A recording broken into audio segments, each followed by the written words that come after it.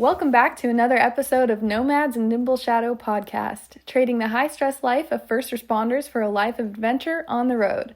This podcast is brought to you by Kendra, a retired police officer, and her husband Sean, a retired public safety officer. They have been on the road full-time in their Airstream... Airstream! We'll just keep going. In their Airstream since August 9th, 2025. Traveling with them is their dog, Django Aloysius Delicious McJefferson, PhD the 6th. This episode is brought to you by me, their oldest daughter, Emma. Let's get this thing started.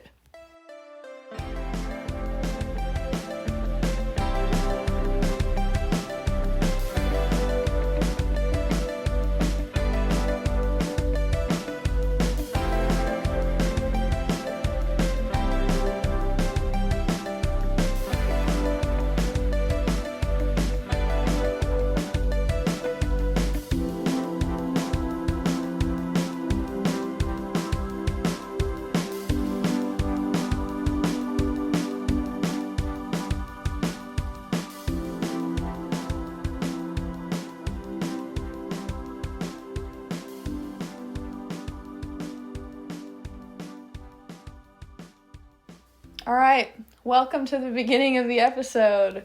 We are joining you from Washington, D.C., and we apologize in advance if the audio quality is not as good as it normally is because we don't have our microphones. Oh. Yeah, but this is Emma, the oldest daughter, and... I'm Andrew, Emma's boyfriend. And we live in Washington, D.C. We just moved here for university. We are attending the American University. I'm studying philosophy. And I'm studying history at the moment. We'll see how long that lasts. And the parents are visiting us. We're going to ask them some questions. Oh boy. Who goes first? She will tell us. I'll make sure everybody's clear on who's talking first. Okay, all right. But my first question is, update the people. Where have you been since the last time we spoke? They listened. So one of our patterns of behavior is we fell into the timeshare scam years ago, and Sean has been particularly resentful about that ever since. And so every year we reluctantly do our payment and we do an exchange and we find a place to go for a timeshare. So we had never seen the fall colors. Neither one of us have been to this part of the country during autumn. And so we are staying at a timeshare. We stayed at a timeshare in a ski resort in a place called Newry, Maine. It's kind of a remote area of Maine. So that's where we've been. And then we made our way down to you for a quick visit. Well, we came here not only to see the fall colors, but because it was close geographically to you. Mm-hmm. So you were the reason we came. You're not supposed to tell her that, then she'll think we're stalking her. Right. Oh, Emma's where? Yeah. We're coming. You ran that risk either way. It was a good way for us to get to the East Coast, and we had to pack a bag and leave the Airstream and come this way. So one of the reasons we don't have a good microphone is because we just couldn't pack it. So we're using a phone to do this, and we really wanted to be interviewed by the kids, and Emma's here, so we're doing that, and that's what we're going to talk about today. Mm. So we went to New Hampshire, and we went to Maine, Boston, Pennsylvania, and we're just making our way. So it was planes, trains, and automobiles. We flew with the dog to Maine.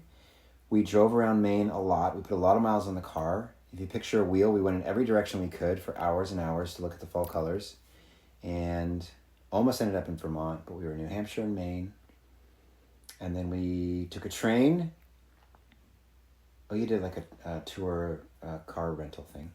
Yeah, we did Turo. Then we took a train to Boston, spent a couple nights in Boston. We went from a place where there was absolutely nobody there. Well, not true, but I mean, very little people there. Literally, not very people there. And then we went straight into Boston, like downtown Boston with sirens. I don't know where they're going with all the sirens every 5 seconds, but there's a lot of emergencies in Boston. They're passing each other like, hey, why the ambulance couldn't have saved that person, and why are you guys passing each other on the freeway? But a lot of sirens and a lot of people. Yeah. And now we're here. Nice. And what were the highlights of maybe number one? Mm-hmm. The beautiful colors. And I understand that they're not having the best autumn this year because they haven't had rain or a severe drought in the New England area. But man, like around every corner, you just can't believe the vivid reds and oranges and yellows. That was very, very cool. And hiking in those areas was the highlight for me. How about you? Yes, I think the hikes, because we've been such backpackers for so long, but only seen what Tahoe or Yosemite has to offer with the pine trees and the granite, a lot of granite. And then this was a lot of soft, cushy, mossy trails where you could like put your foot down and you'd go down like 3 or 4 inches because of probably the root system and all the stuff underneath it. And then there were leaves everywhere. It was beautiful. But also like treacherous. That one you took me on. Yeah. With your broken foot. Yeah. It was straight up for 4 miles. Yeah. Straight up, and that wasn't the hard part. The hard part for me was coming down. Yeah. They're not maintained trails, so I mean, there's no like. I guess there were steps, but there's tree roots everywhere, and everywhere you step was precarious and not great. So it was 4 miles each. 4 miles? Yeah, 4 or 5 miles. Yeah. I'm sorry. That was the highlight anyway, though. That was the highlight. Nice. And so now you're in DC, and it's neither of your first times in DC, but what's the vibe since getting here? The vibe. Shout out, Andrew. I have been to Washington, D.C. a couple of times as an adult, and so I'm excited to be back because there's so much to see. It's impossible to get it all in. And I also want to experience some of that with you, Sean, because you came as a kid and don't have a lot of memories of what you saw, but you're not into politics or history. I enjoyed the Smithsonian. I came on a Smithsonian trip with my 8th grade class. And we did a lot of stuff. And it was a culture shock to me because of, it's very diverse over here. And you're used to seeing your friends at school and nobody else. You're outside of your window, your bubble. So that was interesting. The food was different. Everything was different. And I ended up spending all the money I brought on a pocket knife. We got to buy pocket knives at a store. And then the very place we went to after the pocket knife store was the FBI building where they confiscated all our knives. Here I am, this 8th grader with a pocket knife, like, check out my pocket knife. And she's like, boop, gone forever. Ah! Oh, no. Yeah, so I got to see the FBI building. That's the only thing I remember about the FBI building was them taking my pocket knife. You would think that the chaperones or the teachers would have known that. Dude, there's like 1 parent per 7 kids. We were wild. Oh, I see what you mean. You're like assigned to a parent. Yeah, we were ordering pizzas in hotel rooms. Oh my goodness. Oh my goodness. That is an interesting souvenir. I would have thought a parent would have maybe intervened for that one, but... Yeah. It's before 9/11 too, before everybody was so paranoid about stuff. Yeah, I think you could fly with pocket knives, like...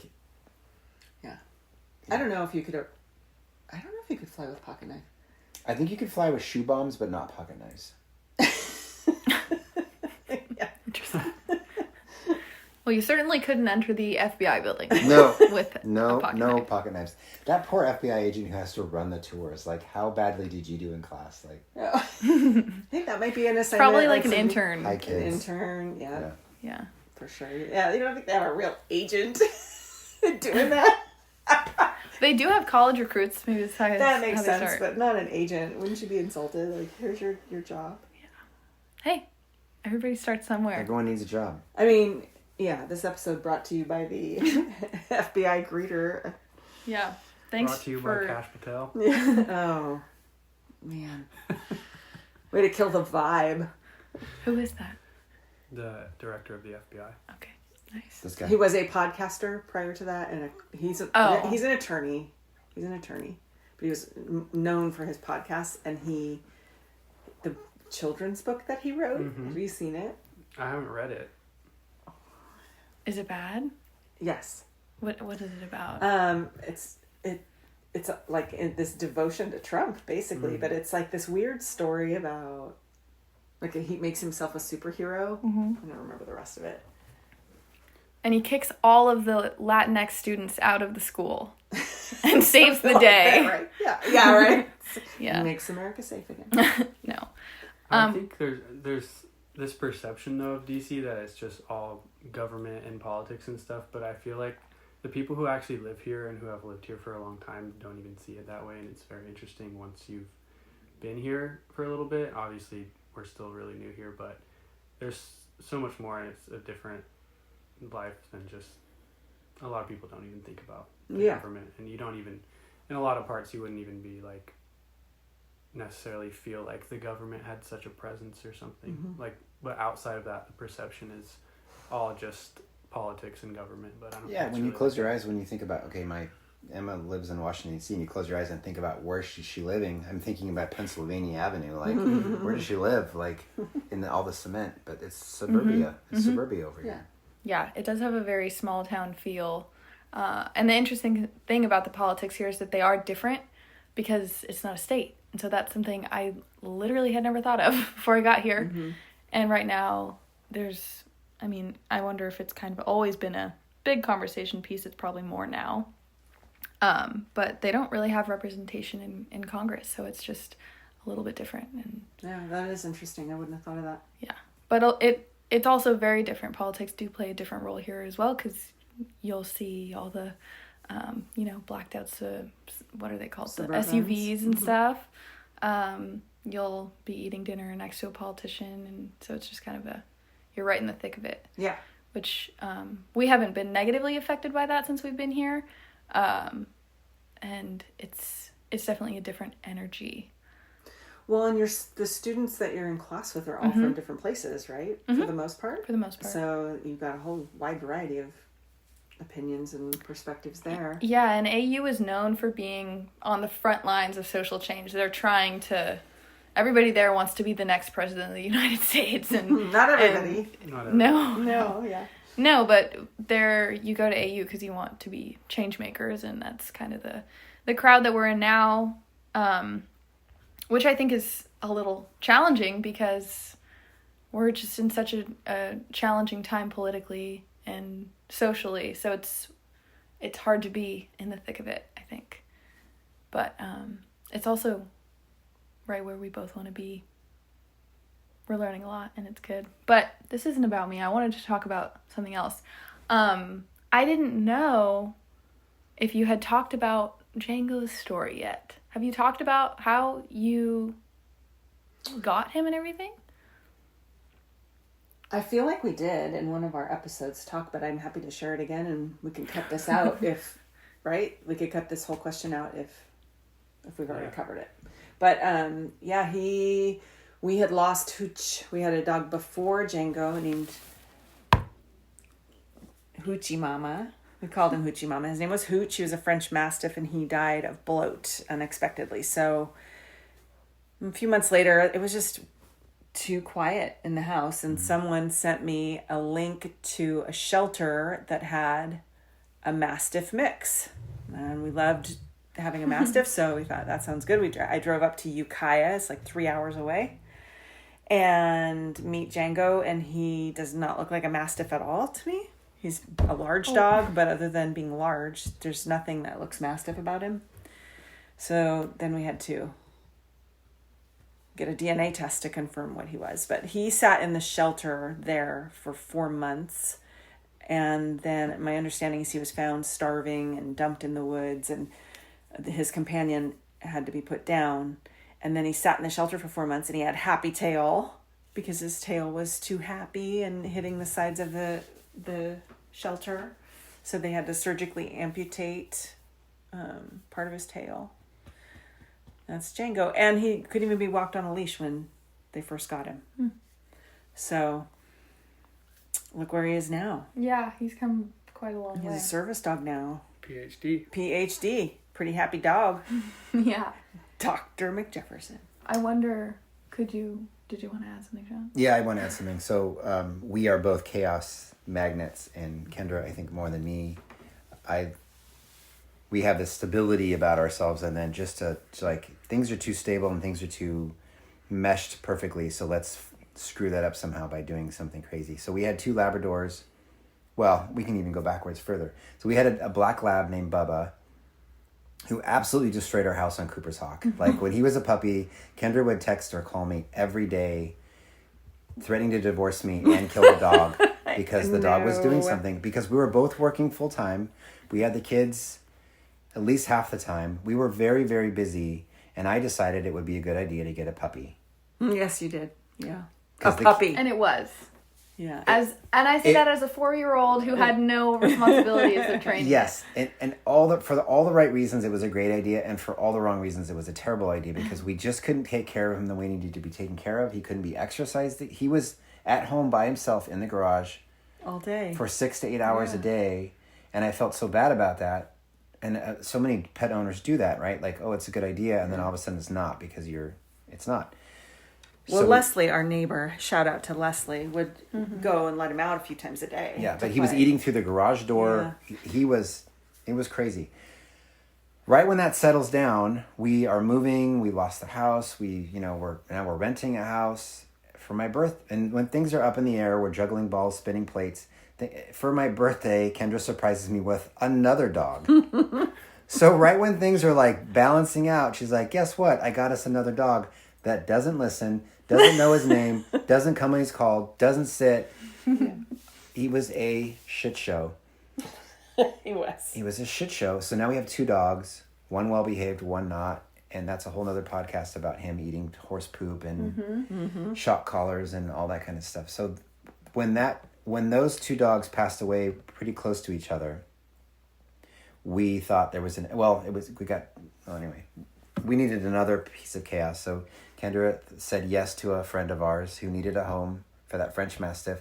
And that energy that dog gave us was a lot. He was very chill. There, that's for you, Andrew. Very chill, very calming presence. He didn't bark. And he was like a giant teddy bear who just loved to be loved and loved to sleep and didn't like exercise. He couldn't breathe. So French Mastiff, he was awesome. He was exactly what we needed at the time. And he passed away, as you stated, much too soon. We were not ready for that. There was a terrible time for us when he did that because he just, died of bloat and no one, can't do anything about it. So anyway, yeah. So now we have Django, who is not just chill, but he is a very good presence, I think, for us. But the problem with him is now we're retired. We don't have a house. The kids are gone. We have to watch this dog 24/7. Yeah. Which is a good and bad thing. Can you tell people about the training process of bringing a shelter dog to He was easy. servicehood? He was easy. So there's different ways to get service dogs. So I did some research and did the training on my own and then submitted him for testing. He didn't pass the first time, but he passed the second time. And you had to have a diagnosis there's a list of diagnoses that allow you to get a service dog. And with a doctor's diagnosis, then you can qualify. So I initially just trained him for obedience and then just kept going because he was so easy to teach. I don't know if it's just gratitude for having a home, or if he's just smart, or he's so food motivated that he will do anything to get a treat, but he was easy to train. Yeah. We even took him to, because we thought maybe we could get him qualified as a working dog. So we took him or a search and rescue dog. We took him to a trainer in Tracy or Livermore, Pleasanton, one of those places, and had him evaluated. And he said, I like your dog. And he said, you've done a good job with him. I think I had just done the obedience portion.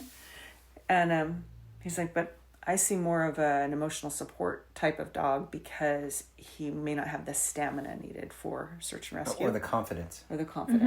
Yeah, because he's pretty... like we're his pack. There's discomfort when one or the other of us is missing. Yeah, he was very interesting to talk to because he would state like, I'm just going to watch your dog for a minute. And Django wouldn't leave our side. He had a whole yard to smell and pee on and... like an alpha, sort of like, not an alpha, but like I'm putting myself out there. I'm confident about myself. And he wouldn't leave our side. So he knew right away, like, no, this dog's he's not confident enough to make decisions on his own. He has to depend on you too much. So he's not going to be the level. So interesting that you remember all that detail. It is? Yeah. Oh, did you remember him watching him for a long time? Yeah, but I mean, not to that detail. Yeah. I just remember generally we had him evaluated, and his recommendation was go more of a support dog as opposed to a working dog. And you remember all of it. Jeez. Yeah.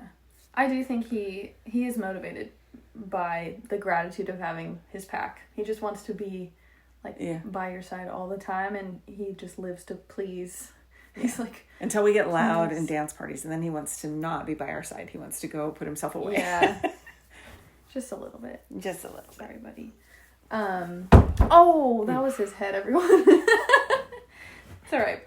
He knows we're talking about him.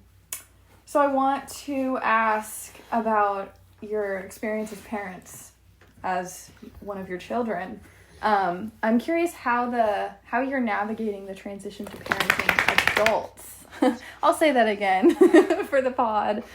No, Django, go lay down. Let him lay down and we'll start. Django's over in a getting second. excited. Lay down. Django, Lay down, please. why don't you come over here? I don't want to be out here. I want to be on the couch. All right, 6 seconds here.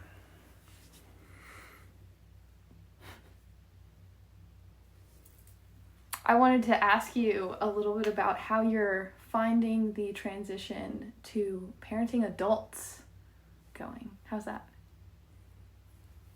Okay. Parenting children that need to be taken care of. You're taking care of them for many reasons. Well, this is my perspective and my philosophy. I am not an author of a parenting book. I wanted to prepare my children to be contributing, respectful adults. Ever since you were little, this is the right thing to do in this situation. You need to sit down in your chair at a restaurant and sit through the whole meal, all the way to fast forward. But as you get older, as you guys become older and become your old people, we made this transition from being your parent to being more of a resource where you could come to for questions or come to bounce ideas off of, and we became less parents of you and more, I wouldn't want to say friends, because I mean that's not my goal is to become friends with our kids, but more of a resource and like a confidant and someone you can trust and someone that we're really close to, and of course a friend. But I don't feel like I'm your parent right now, other than what do you need help with and we can help you. But I'm not going to be like, put your fork down before you use your napkin. Like that's not gonna come from me anymore. So I think the transition is wonderful, and it's also great that we love who you guys have turned out to be. You become these people that we really enjoy being around and traveling with and doing those sort of things. But I don't think that's the case for some people. Like that Amazing Race lady. There's an Amazing Race contestant. She and her daughter are racing. And she is still like insisting that the daughter let her track her with a Apple device or whatever, so she knows exactly where she is at all times. They live in like different states, and just was like really still parenting a lot. Yeah, the only thing I think I would be a parent with is if you guys had said, hey, we want to make this big purchase, or we're ready to make, like, we want to buy this fancy car or something. And I'd be like, don't you think it'd be a better idea if you didn't do that? Wouldn't it be nice? Wouldn't it be nice?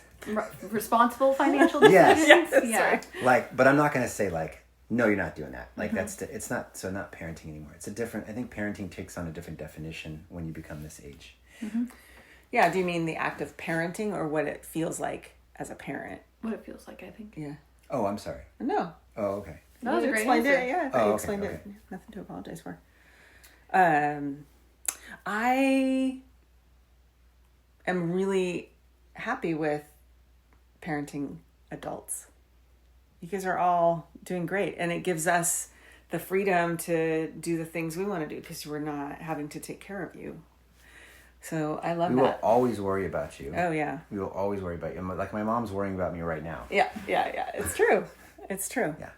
Always worry about your safety or your, are you happy and all that kind of stuff. Mm-hmm. But it's funny you say that about your mom worrying about you. Now, I was talking to my mom the other day and we were talking about whether or not I'd had the chicken pox. And she was talking about She couldn't remember. She didn't think so. She knew I had the measles. We had this whole thing. And I was reflecting on that. I still feel like I'm 20 when I talk to my mom. Like, I'm 52 years old. You would think I would know the answers to these questions about my childhood. Like, did I have, so you still always feel that same relationship, hierarchy, or whatever you would use to describe it. But your actions are different. Oh, I do want to add one more thing that may be relevant and may not be, but I still mourn the loss of when you guys were little. I mourn all the different ages you guys were. Like, I miss when you were this baby, or I miss when you were this toddler, I miss when you were this, maybe not the teenager years, but no, I'm just kidding. But I miss the preteens, all the little things that you guys would say up until, like, a certain age, and now you're you, right? Yeah, but it's so cool because you're also different in the directions you're going with your lives and your interests and your personalities, all super different. So that's really kind of fun. It's kind of fun to get to know each of you and to see how you've just become your own people. I like it. And I can put that question back on you. What's it like to be parented by us? To be an adult. How's your adult relationship different? Yeah, it is different because it's not as stressful. Like, I know I'm an autonomous person, like, and we're not clashing heads in the same way. We've kind of found our niche and our balance together as people, because we're more able to meet each other as equals, and I can really, take responsibility for my part in things, and act with more agency and more initiative with things that I see you wanting from me. Like, if we're living together and sharing household responsibilities, it's not like you pulling teeth and saying, like, well, the dishes have to get done and I'm 12 and all I want to do is go, do whatever I want to do. I don't care if the dishes get done, but now I'm older and I do care if the dishes get done also. So, and even if I didn't care, and I've now, it's been beaten out of me. They have to get done, Yes. It's true. Yes. Let the beatings commence. They're right. So I think that at a certain point you just stop fighting about those little things and just find your kind of rhythms together. Yeah. And I also think kind of having more autonomy and taking space to find my own self is part of why that works, because I was able to kind of be like, yeah, I don't like having dirty dishes in the sink, and here's why, and maybe like somebody telling me to do them all the time was the only reason why I liked that, because I was like, it's not about the dishes, it's more about I don't want to be told what to do. Right. So once you realize that you like having dishes done, it's easier if somebody tells you to do them. And nobody's telling you. I don't know. Nobody's telling you to do them, yeah.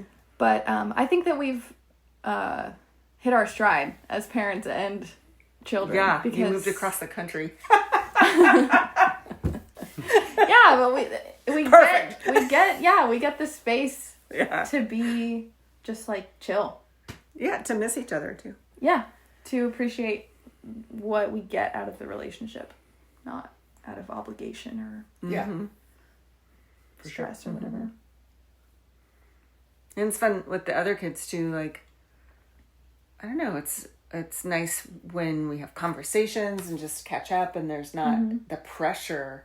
I think the difference I feel now is a lot less. It's not entirely gone, but when you were growing up, I felt a great deal of pressure to not, like, we see such awful things in our line of work. And so your goal is to protect your kids from those things and to prevent those things to prevent them from falling into, drugs or alcohol or whatever. So there was so much pressure to be like, not the friend parent, but the like authoritative parent, crack down, have like, to be strict. I felt so much pressure out of fear. Mm-hmm. So now it's nice because you've become these wonderful people. We don't have to worry, I don't think, anymore. But there's still pressure, like how do you know how much advice to give? Like, you know what I mean? You still like feel like you play a little bit of a role in how your kid's making decisions. I don't know. That's actually kind of a great segue into the next question. Mm-hmm. Oh. Yeah, one of the other things I wanted to ask was about what was it like raising kids as cops, like in-law enforcement? What role did that play in either your parenting philosophy or how you dealt with certain situations, or kind of just what capacity you had? Mm-hmm. That's a hard one. It's a hard one. It's a multifaceted answer because you want to go first? No. Oh. I mean... First and foremost, shift work, doctors, nurses, paramedics, cops, firefighters, you're never home as much as you want to be. You can't be. I can't leave the office to come to your soccer game. I can't leave to go do this. I miss a lot of stuff. And that creates stress and pressure. Guilt. And guilt. And you may not understand it at the time. You may understand it now and you can kind of formulate, but you're still like, where's my dad? Or, I miss a lot of Logan's baseball games. And also, was so tired that I made things priorities, like being available for dinner time as a family instead of doing other things I'd like to do, because you only have so much energy and so much, and that job took a toll on my energy and my patience level and my sleep. Mm-hmm. So you're really just sort of like trying to do your absolute best. And I wish that I wasn't in that career while I raised kids and then went back to it after, because I was gone so much, and I was also not the person I wanted to be because I wasn't as patient. I wasn't as fun. Like, I liked doing things. I liked being a parent. I liked treasure hunts. I liked reading stories, but I couldn't always do those things, and that was hard for me. Mm-hmm. And then you can answer some stuff too, and I've got more. It's just so many different as things. You're speaking about it, it's also accurate, but I'm thinking about the physiological stuff that's going on when you're doing that work. Parenting is exhausting in and of itself. Parenting with shift work added and is very difficult on a physiological body, and then the relationship between the two people, but also the chemicals and hormones that are being thrust into your bodies constantly. It's affecting your sleep. It's affecting how you deal with everything. So we become, fight or flight addicted, basically. And she knows because thank God you were a cop, because you're at work as a cop or a firefighter at a 10, like everything's fucking crazy and wild and amazing, or not amazing, but like you're on it, like Endorphins, jumping out of planes, and then you get home and your body just crashes and everything makes you mad, and your body's trying to recover from that. Yeah. So you're low. If you look at it like a chart and all the computers they talk about, you're up here, and then all of a sudden your body just crashes because it's trying to regulate itself, and then pretty soon you're frying all this stuff up here, so everything's down. Now you're depressed. Cops and they are depressed all the time. It's hard to be a good parent and a good spouse to that, because she and I were, it's hard to have a happy marriage or friendships. How many friendships did I have at that time? Or even now? I don't have as Just many. people at work, right? People at work. People at work. Yeah, it's hard to be a human being when you're up and down and up and down and up and down. Mm-hmm. Yeah. And the other thing that I wanted to talk about too was you'd see terrible things at work. You'd see terrible things of a child that died for whatever reason, and then come home to a child that age, and try not to see that child that you just saw at work. But thank God you were a cop, because you'd understand, like, oh, that call was really hard, or what did you see today, or whatever we talked about, and then you'd like give me some space to work that out. Or Katie would do the same thing. I'd have to call Katie and say, can you just kiss the kids for me, because I had a really bad day, and she'd get it. So that's a hard part about being a cop, is seeing a bad car accident or seeing an accidental death or whatever, and you come home and now there's this kid who's having a tantrum or something, and you're like, Yeah. That kid doesn't have to get to have a tantrum ever again. Yeah, but it's, not fair to your own, it's not fair to your kids. Right. We don't realize that at the time until later. But, at the time, you're just in kind of survival mode, I think. I think I was, for the most part, in survival mode. I was exhausted. I remember I went back to work. This is kind of like a story for me that illustrates how difficult it is to be a working mom, but also to be a working police mom. And I went back to work. You were 5 months old. My goal was to breastfeed for 1 year.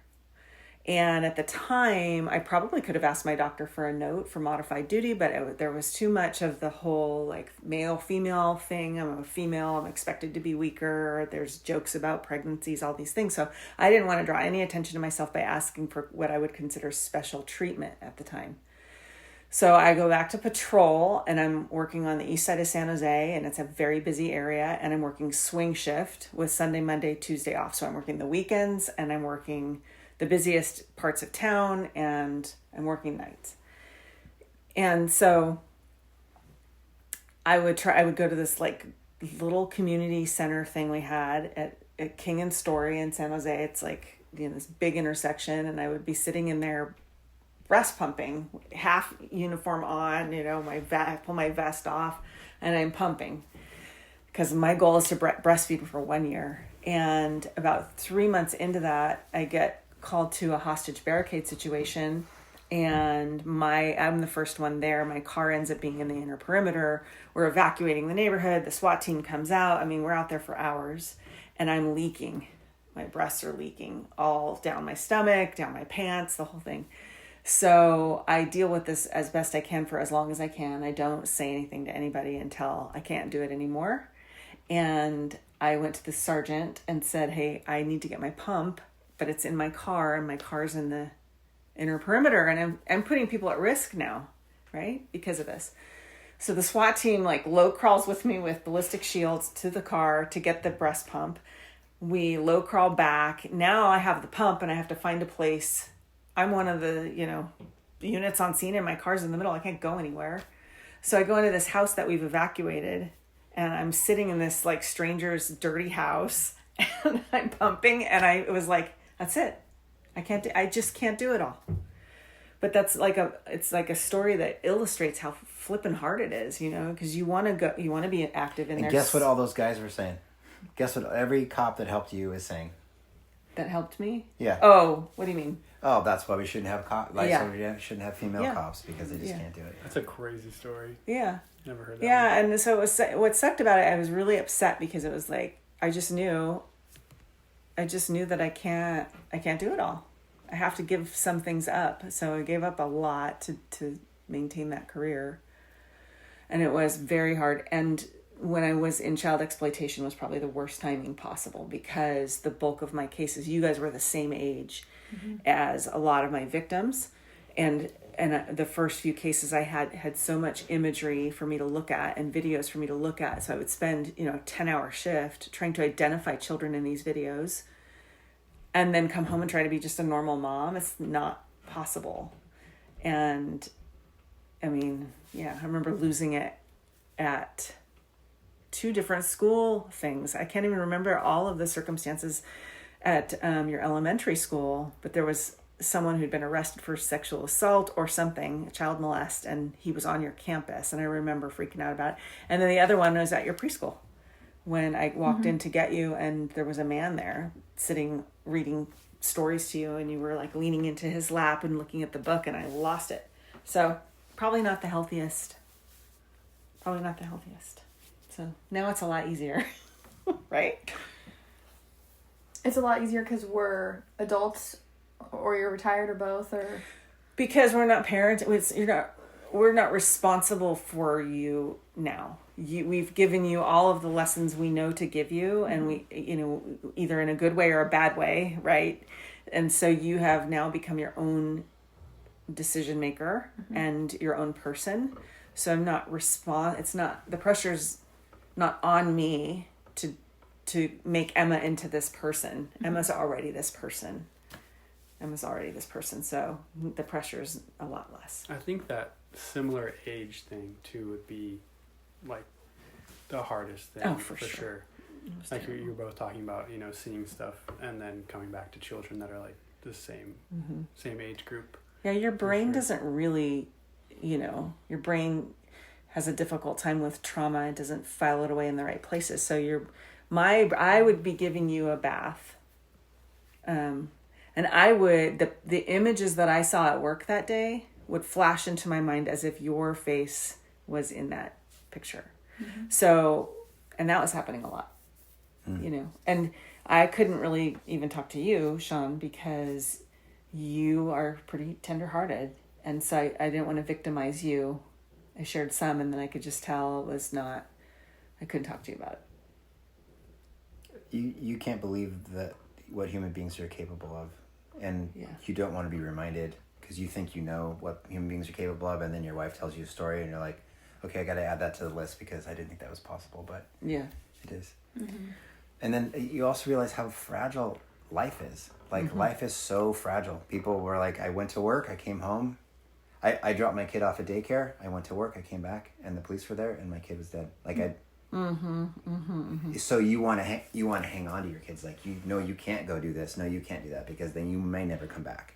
Like, but then I felt like we fought those instincts as well, right? Like, we tried to fight our way out of that because we saw too much helicopter parenting, and I feel like if we were too restrictive with what they were allowed to do on their own, that they would not have the street smarts, basically, like building confidence. So we would send you guys to the store, we would have you do things that other people's kids were not doing. True, I know, but I guess you'd have to pick the thing. Like, I won't let Delaney go sleep over someone's house because of whatever reason, or I won't let Logan go snowmobiling with someone I don't know because I don't know. Like, I guess I would pick and choose, but you can't hang on to them so tight as you want to. I don't know. It's hard to explain, but it's hard to explain.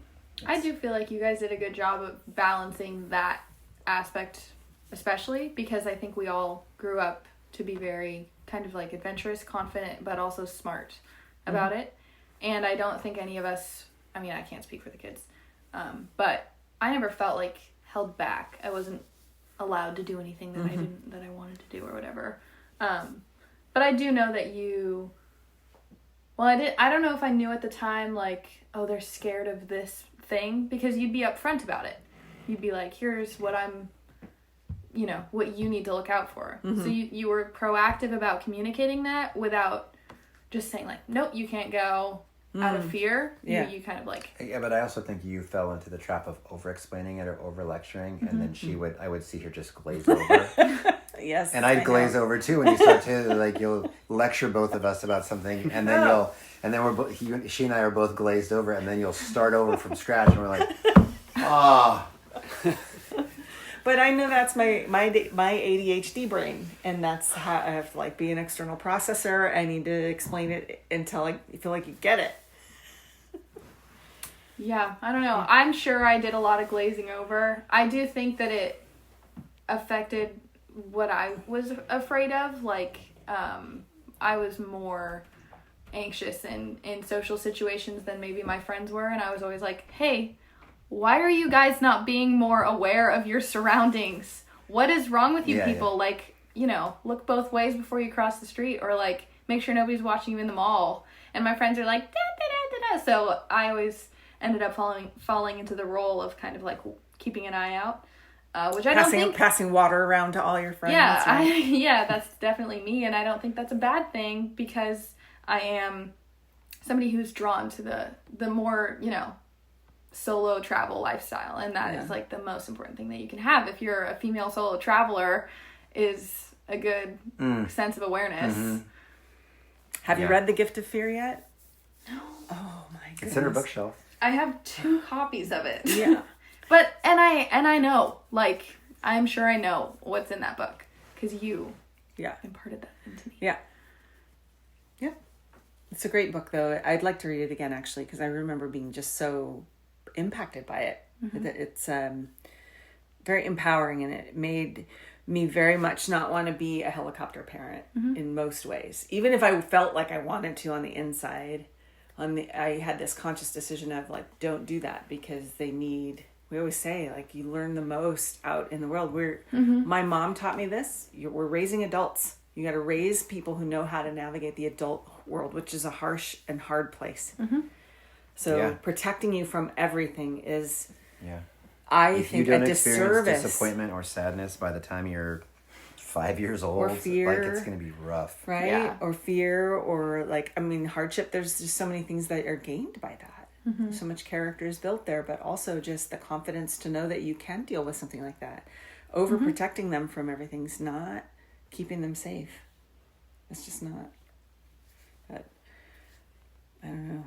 And I think the hardest period of time was during my ICAC, child exploitation time, when I was investigating those crimes, was also these through their preteen years, right? And then just knowing what's happening online, and these kids have devices and they're going out into the world. That was the hardest time for me. That was the biggest place that I felt that you, like, did like, I felt more restricted, which, looking back, I wish I had nothing. I still wish none of us had any of it. I know, and at that's the time, Logan says that now. Like, my kids are not going to have a phone. I'm like, good luck. You can't even not have a phone with that, Logan. Yeah. Like, I mean, obviously, so we can't navigate this world without it, really. No. We were talking about that yesterday. I have this app on my phone. Everybody should go download it who's trying to get better at managing their screen time.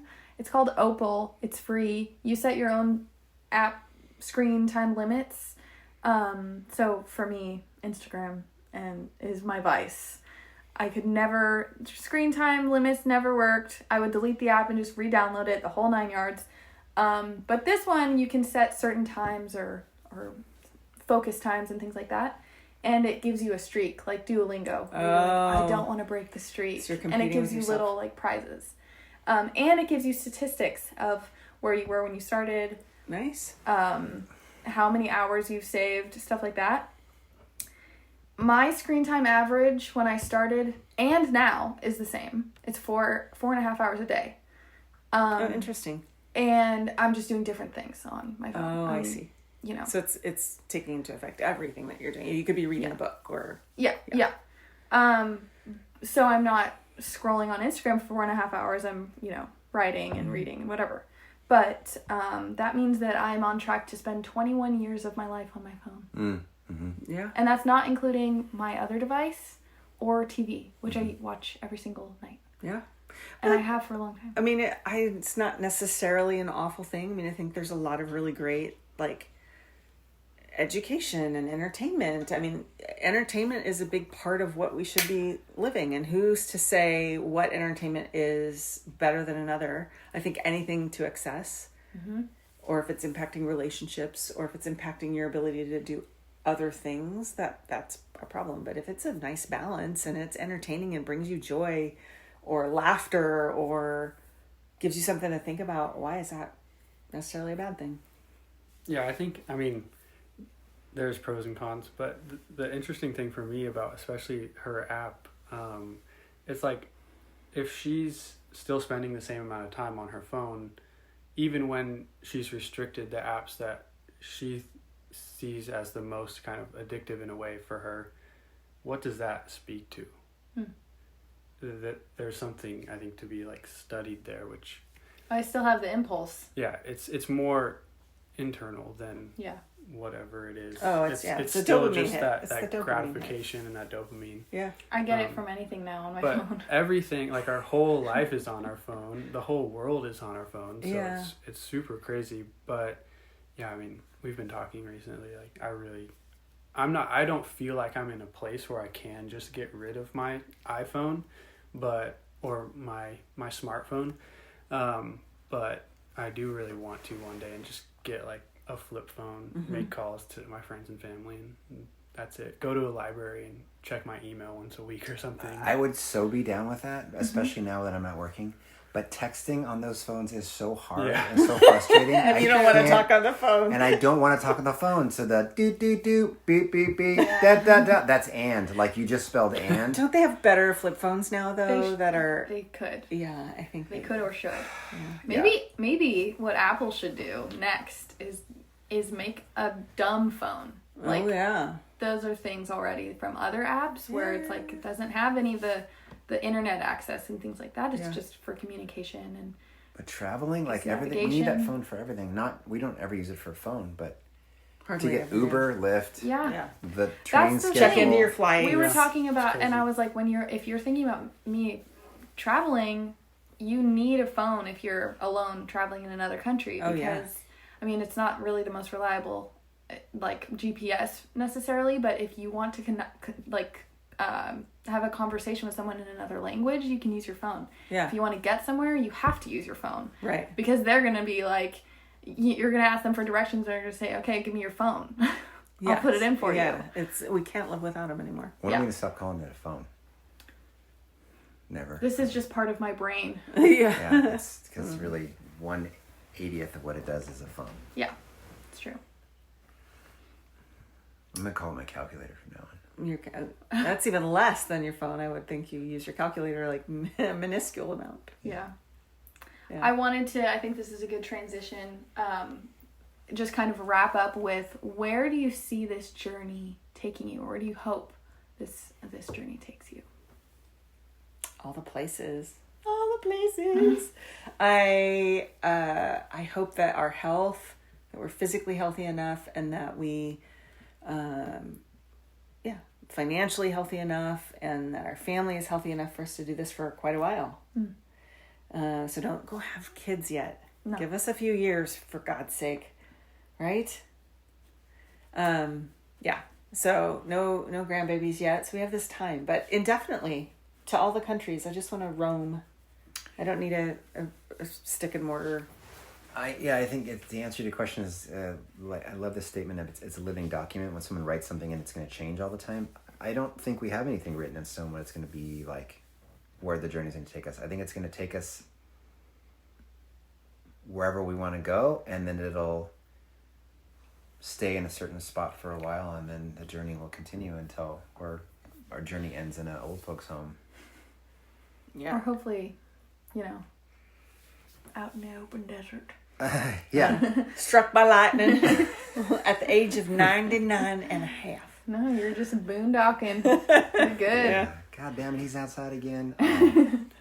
Where did you go? Like the time you fell out of the tree. We got to talk about that on one of these podcasts. Oh, at Cam Road? Yeah. Like, where's Sean? It's been a while. All right, we can finish. We can finish that story if you want. Yeah. It's a short enough story. So you've had a number of head injuries and neck injuries, like way too many. A worrisome amount. Right? A worrisome amount. Yeah, I never played football. I never was like the rugby guy. And I know that people out there for sure have more head injuries than me. But I'm sure there are some. I think my personality... You can hardly tell. Yeah, right. I think my personality is the way it is because of my head injuries. And your neck is all tweaked. Fucked up, but I don't know. Anyway, so we were moving. Story of one of those. This is a story of just one of those situations. So we were moving, and the house we were living in, we had a big piece of property, and there was a big old tree out in the middle of the woods. Basically, it was the redwood forest, but there was a tree that we had 15 minute walk. Like an acre away, and we had a rope swing for the kids. So we're moving, and you decide, I need to go get the rope swing. So you wander off into the woods. I'm doing housework and what have you, and the kids need to go to gymnastics. So all of a sudden, I look at the clock and realize, like, did they leave for have you seen Sean and realize that he didn't come back and take them to gymnastics? So I called you. It's a great reason to have a phone. And you answered, and you were just regaining consciousness. You had fallen out of that tree and you were unconscious for it could have been 15 minutes. I don't have any idea. It could have been 30 minutes. I don't know. I have no idea. I just remember climbing the tree. I'm an agile climber, by the way. I am a monkey in the tree. Like, I am up there. And I remember reaching out to get the knot off because it was just out of reach. And the next thing I remember is you calling me, and I was on the ground, like 20 feet below. Like, it was a long fall, 15 feet. Yeah. It was a long fall. And it landed on my head, and then I have to do explicit now. I screwed up my neck. And I must have been obviously knocked unconscious because I don't remember anything between that two. And it could have been 2 hours. It could have been... I have no concept of how long it was because of my own... There goes my ADHD again. Like, oh, the kids were supposed to go to gymnastics. Like, I was busy doing 10 other things. I have no idea how long you were gone. Yeah. I know you were late and the kids didn't make it to gymnastics. So no, I had to go to the emergency room. Yeah, you had to go to the emergency room. Yeah. Oh, that was terrible. That was scary. Yeah. I remember you not being home. No, I was home. But I remember you having to leave, maybe. Maybe you took the other 2 kids somewhere. Because I was home alone with Sean. And you were like, I don't know if he has to go to the hospital. You have to watch him. And he, like, got in the shower. Yes. There was this window of time. So he came back and he was like, going to try to muscle fine. it out. Yeah. And I'm going to go take a hot shower and see if I can get the muscles to relax. And I think I took the kids to gymnastics or wherever they were going to go. You would have taken me if it was gymnastics. Oh, that's true. So maybe the kids had to go to their moms or something. Yeah. I don't know. And then I came back and I was like, I think we should go to the hospital. Yeah. Does that sound right? To you? And you definitely should have. The one that hit his head. Yeah, that's true. That is true. We have discovered a few stories recently that his memory is completely not accurate. Completely not accurate. So Tina. Well, who knows? Yeah. Well, we can talk about that. Maybe Memory we already is did. different. I'll tell you after the recording stops. Okay. Yeah, that's what I've been like. But he's so confident about it, and it makes me doubt my own memory. I'm telling you, I don't know what happened after that. I remember you calling. I remember me waking up there. I remember reaching out towards the knot.